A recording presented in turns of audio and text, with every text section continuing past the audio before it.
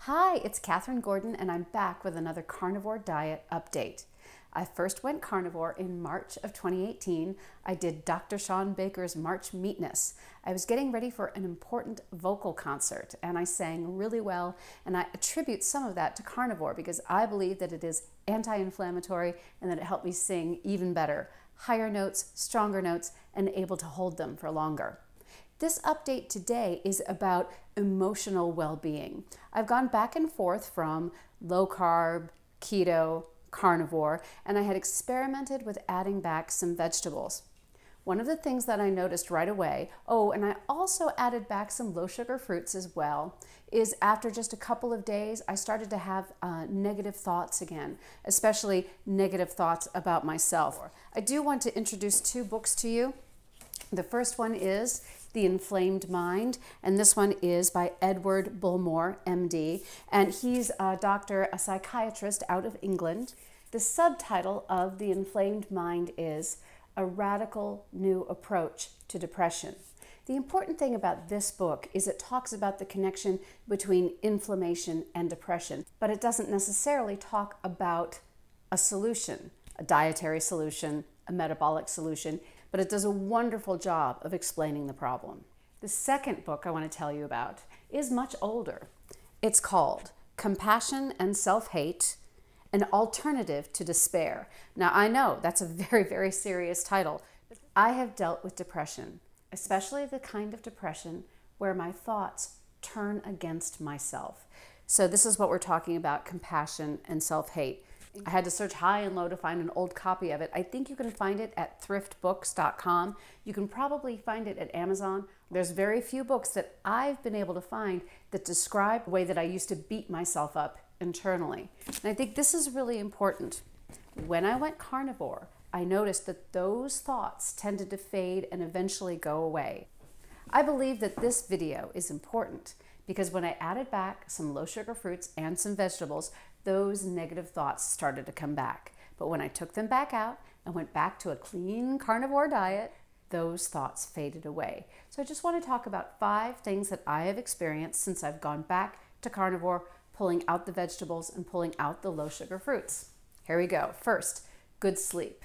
And of course, good sleep is essential for good mental well-being. I find that I fall asleep easily. I sleep for 7 hours and then I wake up naturally. So definitely good sleep when I pull out the fruit and the vegetables. Number 2, eager to train.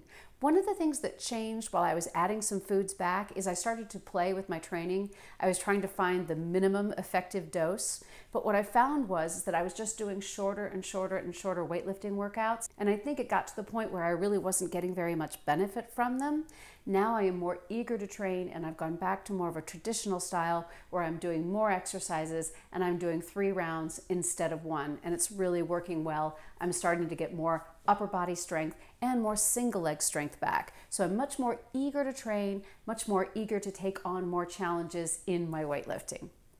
Number 3, more tolerant in relationships, more easygoing. The funny thing is, the less I judge myself, the less I tend to judge other people. Number 4, better boundaries. I find it easier to say no. When I'm carnivore and I'm in a better mental state, I find it easier to say, no, that's not something that I want to do. So having those better boundaries, really important. And then finally, most important of all, I think, is giving myself a break. And when I'm willing to give myself a break and I'm less perfectionistic, I'm more willing to try other things. And that's one of the reasons that my guitar is here next to me and my piano. I found that I'm much more eager to practice my guitar and practice the piano because I don't get as frustrated when I make mistakes. I think one of the reasons that people maybe try an instrument and then set it down is because there is a period when you are learning when it tends to be very, very difficult, both the piano and the guitar. Much more challenging than with my voice. My vocal ability tended to come quite naturally, but I had to work at the piano and work at the guitar. And when I'm eating carnivore, clean, natural, whole food carnivore, I found that I'm less frustrated with myself when I make mistakes. So just to recap, good sleep, eager to train, tolerant in my relationships, better boundaries, easier to say no, and I give myself a break, which makes me more willing to try new things and to keep going at things that might be a little bit difficult for me, and then I can reap the rewards later. So if you're interested or curious about carnivore, and of course always check with your doctor before you change your nutrition, but if you're curious, these are some of the things that have happened for me. And yes, I've lost weight, and yes, I've lost fat, and yes, I feel stronger. But out of all of those things, even if none of those things had happened, I think that my better mental state is probably the most wonderful thing that I've experienced on a carnivore diet. So there's my book recommendations and my carnivore experience update for today.